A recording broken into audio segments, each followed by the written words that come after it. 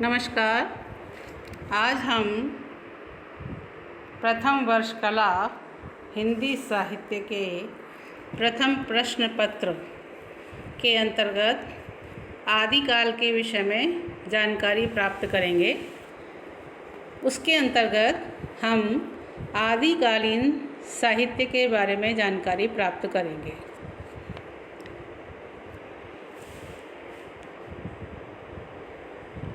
आदिकालीन साहित्य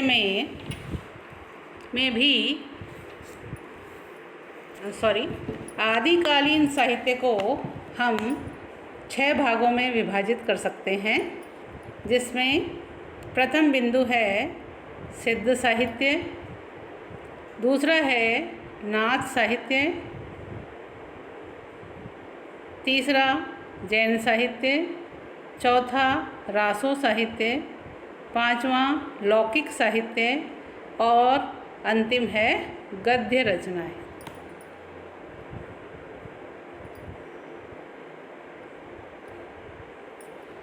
आदिकालीन साहित्य के अंतर्गत हम सर्वप्रथम सिद्ध साहित्य के विषय में जानकारी प्राप्त करेंगे।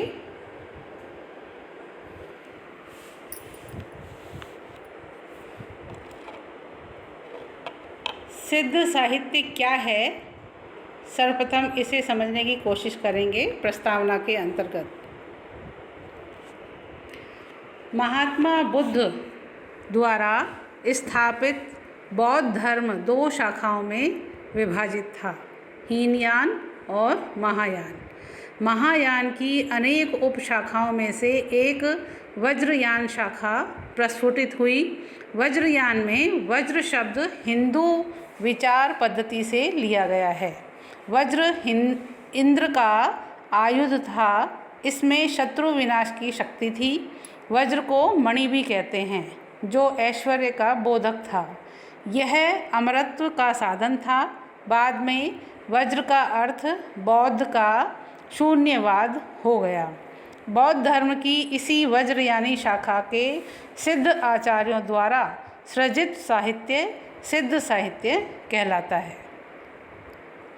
सिद्ध साहित्य से तात्पर्य वज्रयानी परंपरा के सिद्ध आचार्यों के साहित्य से है, जो अपभ्रंश दोहों और चर्यापदों के रूप में उपलब्ध है और जिसमें बौद्ध तांत्रिक सिद्धांतों को मान्यता दी गई है।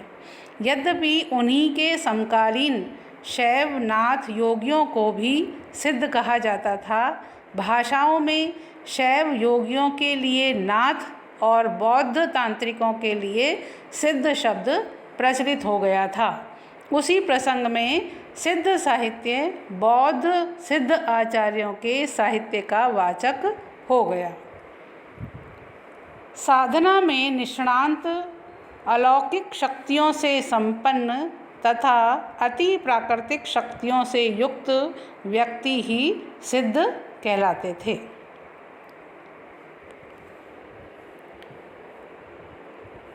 अब हम ये जानेंगे कि सिद्ध कवि कौन कौन थे। राहुल सांकृत्यायन ने इनकी संख्या, सिद्धों की संख्या 84 बताई है, जिसमें सरहपा को उन्होंने प्रथम कवि के रूप में स्थापित किया है।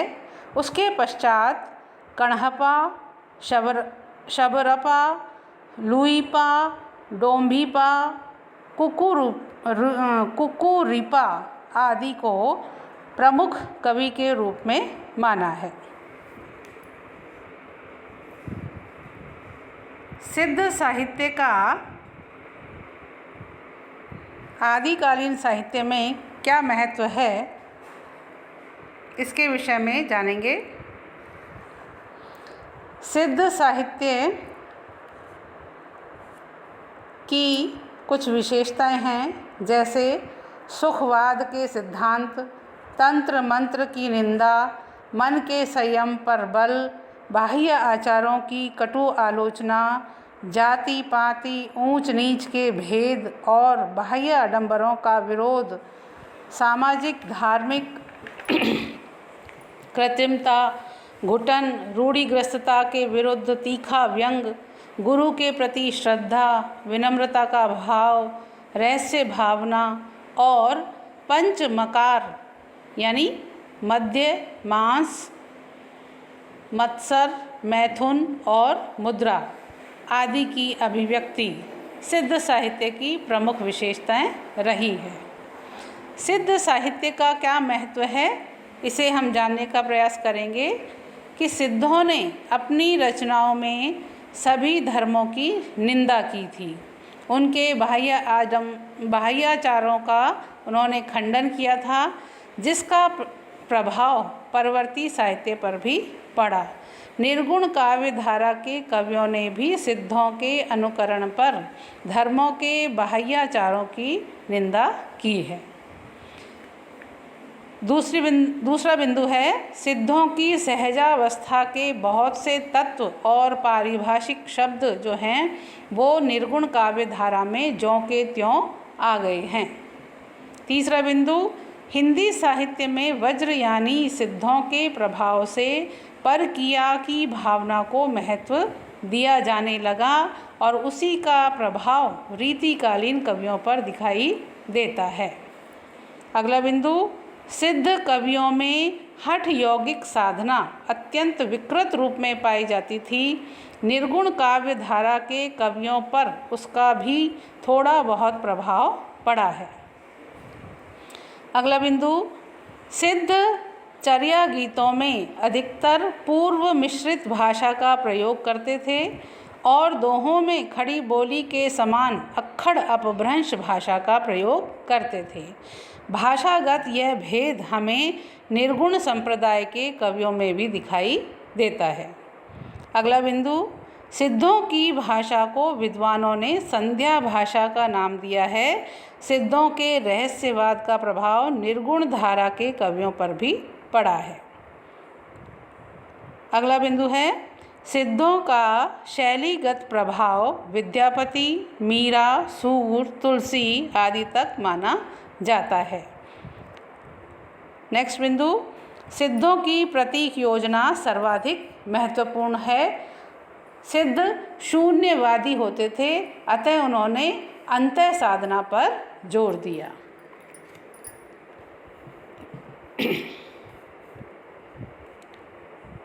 आदिकालीन साहित्य में दूसरा बिंदु है नाथ साहित्य। नाथ साहित्य क्या है, इसे हम प्रस्तावना बिंदु के अंतर्गत समझने का प्रयास करेंगे। ब्रह्मानंद ने लिखा है, शिव आदिनाथ हैं, वे सब नाथों में प्रथम है। नाथ शब्द का अर्थ है न प्लस अथ, अर्थात जिसका आदि नहीं। शिव अनादि है। योग इस संप्रदाय का सर्वाधिक अर्थपूर्ण तत्व है। नाथ पंथ के प्रवर्तक गोरखनाथ थे। सिद्धों की तामसिक साधना की प्रतिक्रिया के रूप में नाथ पंथ का उदय हुआ था। गोरखनाथ ने पंचमकारों को अनावश्यक माना और उसका डटकर विरोध किया। वामाचार के स्थान पर नाथ पंथ में हठ योग को विशेष महत्व दिया गया। नाथ शैव दर्शन से बहुत अधिक प्रभावित थे। नाथ शब्द ही शैव दर्शन का है।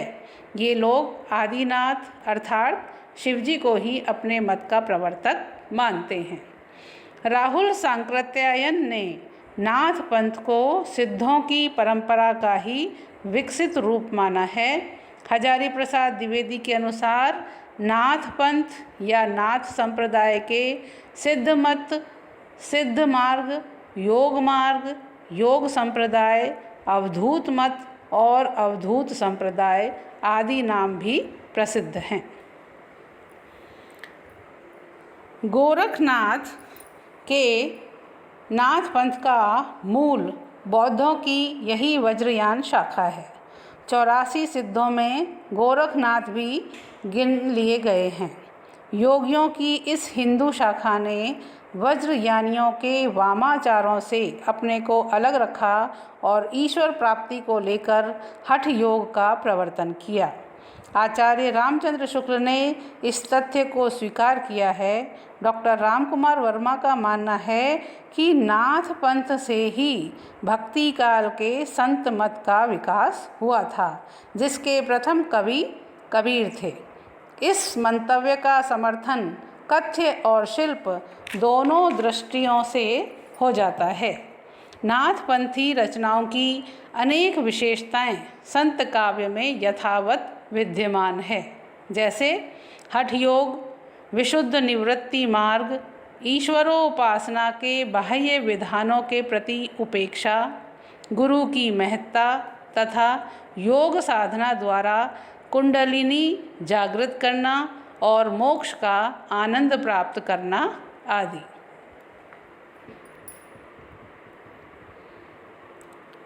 नाथ संप्रदाय के प्रमुख कवि कौन कौन है, इसके विषय में जानेंगे। नाथ संप्रदाय के प्रमुख कवि हैं जालंधर नाथ, गोरखनाथ, मत्स्येंद्र नाथ, चौरंगी नाथ, भर्तहरि, गरीबनाथ आदि।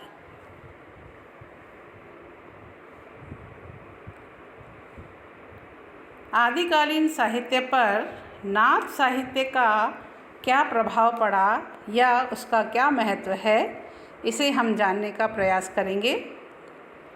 नाथ साहित्य का महत्व डॉक्टर रामकुमार वर्मा के अनुसार गोरखनाथ ने नाथ संप्रदाय को जिस आंदोलन का रूप दिया वह भारतीय मनोवृत्ति के सर्वथा अनुकूल सिद्ध हुआ है। उसमें जहाँ एक ओर ईश्वरवाद की निश्चित धारणा उपस्थित की गई, वहीं दूसरी ओर विकृत करने वाली समस्त परंपरागत रूढ़ियों पर आघात किया। जीवन को अधिक से अधिक संयम और सदाचार के अनुशासन में रखकर आध्यात्मिक अनुभूतियों के लिए सहज मार्ग की व्यवस्था करने का शक्तिशाली प्रयोग गोरख ने किया। निर्गुण कवियों ने नाथपंथियों की निम्नलिखित बातें अपनाने की चेष्टा की, जिसमें पहला है नाथपंथियों की वेशभूषा। उसका वर्णन, नाथपंथियों की वेशभूषा का वर्णन उन्होंने अनेक स्थानों पर देखने को मिलता है। दूसरा बिंदु, हठ योग साधना का प्रभाव निर्गुणपंथियों और प्रेम मार्गी धारा के कवियों पर स्पष्ट दिखाई देता है। तीसरा बिंदु, नाथपंथियों की हठ योगी दार्शनिकता में रहस्य भावना की अभिव्यक्ति हुई है, जिसे निर्गुण परंपरा के कवियों ने यथावत अपनाया है। साखी, सबद आदि छंद भी निर्गुण कवियों को नाथपंथियों से ही मिले थे। नेक्स्ट बिंदु है, नाथ पंथ की बहुत सी दंत कथाओं को प्रेमाख्यान लिखने वाले कवियों ने आधार रूप में अपनाया। अगला बिंदु है, साधना संबंधी पारिभाषिक शब्दों को, जैसे अलख निरंजन, नाद, बिंदु, सुरति, निरति, कुंडलिनी, इड़ा, पिंगला, सुषुम्ना, ब्रह्मरंध्र, षटचक्र, अनहदनाद आदि शब्दों को निर्गुण धारा के कवियों ने ज्यों का त्यों ग्रहण किया है। सदुक्कड़ी भाषा को भी उन्होंने अपनाया है। इस प्रकार परवर्ती हिंदी साहित्य में चारित्रिक दृढ़ता, आचरण की शुद्धता, मानसिक पवित्रता का जो स्वर सुनाई पड़ता है, उसका श्रेय इस साहित्य को ही है। इसलिए इस पंथ के साहित्य से परवर्ती हिंदी साहित्य का घनिष्ठ संबंध है। आदिकालीन साहित्य में तीसरा बिंदु है जैन साहित्य। जैन साहित्य क्या है, इसे हम प्रस्तावना बिंदु के अंतर्गत समझेंगे। जिस प्रकार हिंदी के पूर्वी क्षेत्र में सिद्धों ने बौद्ध धर्म के वज्रयान मत का प्रचार हिंदी कविता के माध्यम से किया, उसी प्रकार पश्चिमी क्षेत्र में जैन साधुओं ने भी अपने मत का प्रचार हिंदी कविता के माध्यम से किया। इन कवियों की रचनाएं आचार, रास, फागु और चरित्र आदि विभिन्न शैलियों में मिलती है। आचार शैली के जैन काव्यों में घटनाओं के स्थान पर उपदेशात्मकता को प्रधानता दी गई है। रास शैली में जैन कवियों ने जैन तीर्थंकरों के जीवन चरित्र और वैष्णव अवतारों की कथाएं लिखी हैं। इन काव्यों में जैन धर्म के आदर्शों की स्थापना की गई है।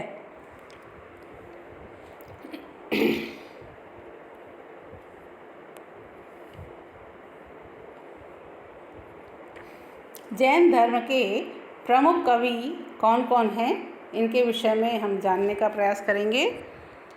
इनके प्रमुख कवि हैं श्रावकाचार्य, मुनि जिनविजय, आसगु, जिन धर्मसूरी, विजय सेन सूरी, सुमति गणी आदि।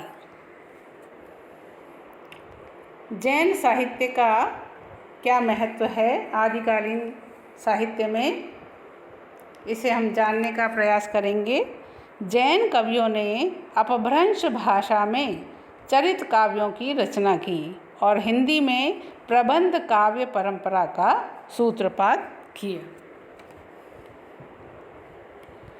आदिकालीन साहित्य के अंतर्गत चौथा बिंदु है रासो साहित्य। रासो साहित्य क्या है, इसके विषय में हम जानेंगे प्रस्तावना बिंदु के माध्यम से। रासो काव्यों की विषय वस्तु का मूल संबंध राजाओं के चरित्र तथा प्रशंसा से है।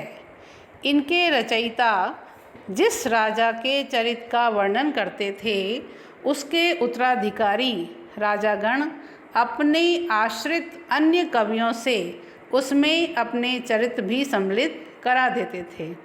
यही कारण है कि इन ग्रंथों में मध्यकालीन राजाओं का वर्णन मिलता है और भाषा में भी उत्तरवर्ती भाषा रूपों की झलक मिलती है और रासो काव्य इसी कारण अप्रामाणिक भी माने जाते हैं।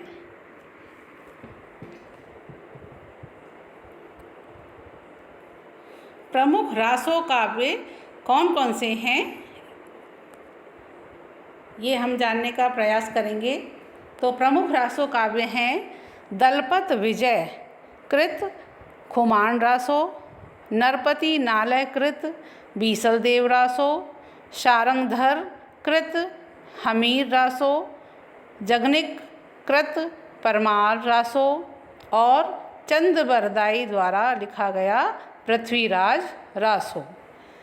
इन आदिकालीन कवियों के द्वारा जो रासो साहित्य लिखा गया वो हिंदी साहित्य की अनूठी देन कही जा सकती है।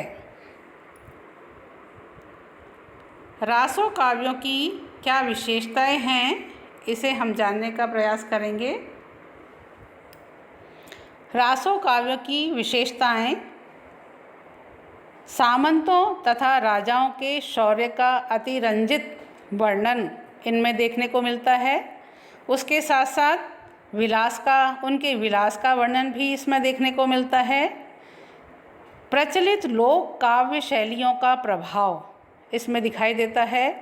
अलौकिक और असंभव घटनाओं और कार्यों का वर्णन हमें इसमें देखने को मिलता है। रासो काव्य में कथा प्रधानता दिखाई देती है, उसके साथ साथ उसमें वर्णनात्मकता भी दिखाई देती है। कथानक रूढ़ियों का प्रयोग इसमें दिखाई देता है और चरित काव्यों की परंपरा का निर्वाह इसमें दिखाई देता है। उसके साथ साथ लोक भाषा का प्रयोग हमें सर्वत्र विद्यमान दिखाई देता है। आदिकालीन साहित्य में पांचवा बिंदु है लौकिक साहित्य।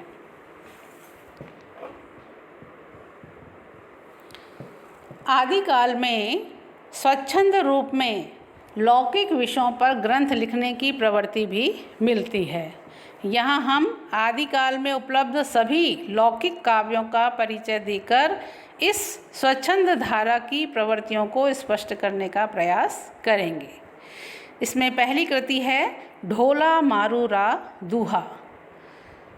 लोक भाषा में इसकी रचना की गई थी। पश्चिमी हिंदी प्रदेश यानी राजस्थान में यह काव्य अत्यंत लोकप्रिय रहा है।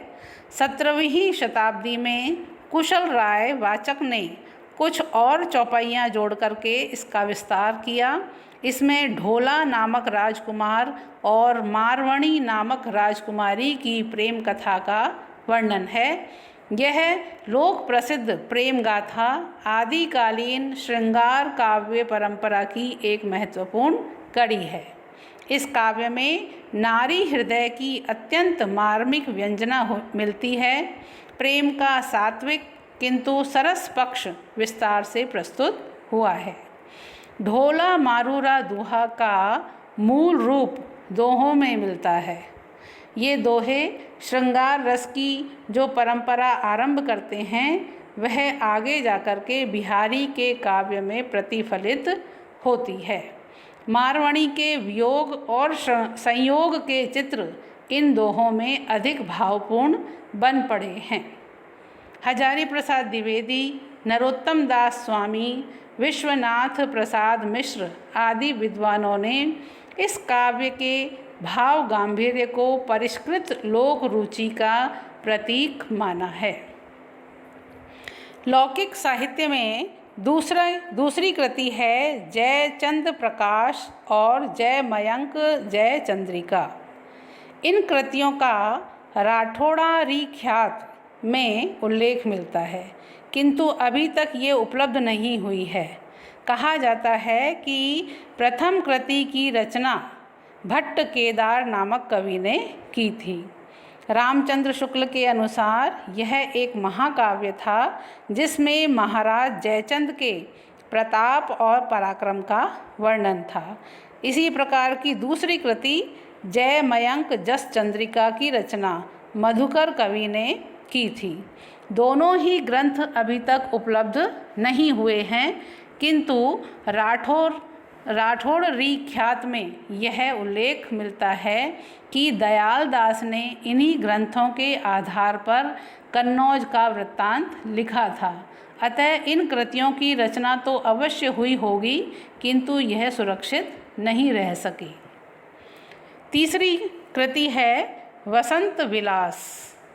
डॉक्टर माता प्रसाद गुप्त के शब्दों में यह एक अत्यधिक सरस साहित्यिक कृति है और आधुनिक भारतीय आर्य भाषा साहित्य के आदिकाल के इतिहास में बेजोड़ है। सर्वप्रथम यह रचना 1952 में प्रकाशित हुई थी। इस कृति के रचयिता का पता नहीं चल सका है। इसमें 84 दोहों में बसंत और स्त्रियों पर उसके विलासपूर्ण प्रभाव का मनोहारी चित्रण किया गया है। इस काव्य में प्रकृति और नारी दोनों का मदोन्मत्त स्वरूप श्रृंगार रस की तीव्र धारा प्रवाहित करता है। इस कृति में आदिकाल के जनजीवन का यह रस उभरता है जिसे आचार्य रामचंद्र शुक्ल शायद तलवारों की झंझनाहट के आधिक्य के कारण नहीं सुन पाए थे। स्त्री पुरुष प्रकृति तीनों में अजस्र बहती मदोन्मयता का इस काव्य में जैसा चित्रण मिलता है वैसा रीतिकालीन हिंदी कवि भी नहीं कर सके। इस काव्य की भाषा से ही पिंगल सरस ब्रज भाषा का रूप लेती हुई प्रतीत होती है। आलंकारिकता की गहरी छाया भी यहीं से मिलने लगती है, जिसका रीतिकाल तक पूर्ण विकास हुआ है। अगली कृति है खुसरो की पहेलियाँ। खुसरो बड़े विनोदी और सहृदयी व्यक्ति थे। जनजीवन के साथ घुल मिल करके काव्य रचना करने वाले कवियों में खुसरो का महत्वपूर्ण स्थान रहा है। उन्होंने जनता के मनोरंजन के लिए पहेलियाँ और मुकरियाँ आदि लिखी थी। खुसरो आदिकाल में खड़ी बोली को काव्य की भाषा बनाने वाले पहले कवि हैं। उनकी रचनाओं में चमत्कार और कौतूहल की प्रवृत्ति हमें देखने को मिलती है, जो हिंदी काव्य में विशेष स्थान रखती है। अब हम आते हैं आदिकालीन साहित्य में अंतिम बिंदु गद्य साहित्य पर। आदिकाल में काव्य रचना के साथ साथ गद्य रचना की दिशा में भी कुछ प्रयास देखने को मिलते हैं, जैसे राउल वेल, उक्ति व्यक्ति प्रकरण, वर्ण रत्नाकर आदि उल्लेखनीय रचनाएं हैं। तो सर्वप्रथम हम राउल वेल नामक कृति के बारे में जानने का प्रयास करेंगे। यह एक शिलांकित कृति है, यानी शिला के ऊपर जिसे अंकित किया गया है, ऐसी कृति है जिसका पाठ बम्बई के प्रिंस ऑफ वेल्स संग्रहालय से उपलब्ध करा करके इसे प्रकाशित कराया गया। इसकी रचना राहुल नायिका के नख शिख वर्णन के प्रसंग से हुई है। आरंभ में कवि ने राहुल के सौंदर्य का वर्णन पद्य में किया और फिर गद्य का प्रयोग भी किया, इसलिए यह गद्य पद्य मिश्रित चंपू काव्य कहलाता है। इस कृति के रचयिता रोड नामक कवि माने जाते हैं। राउल वेल से हिंदी में नख-शिख वर्णन की श्रृंगार परंपरा आरंभ होती है। डॉक्टर कैलाश चंद्र भाटिया और डॉक्टर माता प्रसाद गुप्त ने इसका संपादन किया है। दूसरी कृति है उक्ति व्यक्ति प्रकरण। महाराज गोविंद चंद्र के सभा पंडित दामोदर शर्मा ने इस पुस्तक की रचना की थी। हजारी प्रसाद द्विवेदी के शब्दों में उक्ति व्यक्ति प्रकरण एक अत्यंत महत्वपूर्ण ग्रंथ है।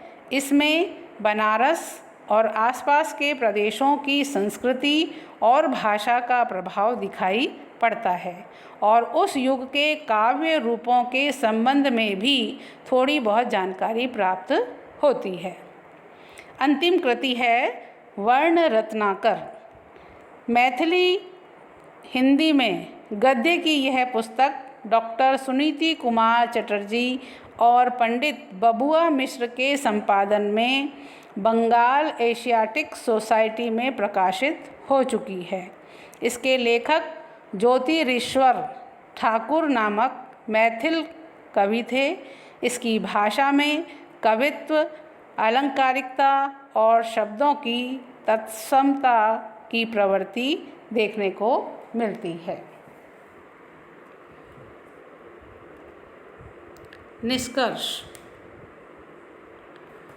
निष्कर्ष रूप में आदिकालीन साहित्य के विषय में संपूर्ण जानकारी प्राप्त करने के बाद हम निष्कर्ष रूप में कह सकते हैं कि आदिकालीन साहित्य भाषा साहित्य की दृष्टि से संपन्न है। उसमें संप्रेषण की क्षमता अपार है। जनभाषा के प्रयोग से उसने जनमानस को प्रभावित किया है और इसी कारण सांस्कृतिक एकता की स्थापना में भी सहायता मिलती है। इसके साथ साथ भाषा में अलंकारिकता और लक्षणा व्यंजना का जो प्रयास है वो ऐसा लगता है कि जैसे स्वाभाविक रूप से किया गया है, सामान्य रूप से किया गया है, उसके लिए कोई विशेष प्रयास उनको करने नहीं पड़े हैं। तो इस प्रकार से आदिकालीन साहित्य हिंदी साहित्य के इतिहास में महत्वपूर्ण उपलब्धि लेकर के हमारे सामने उपस्थित होता है। आज के व्याख्यान में इतना ही। नमस्कार।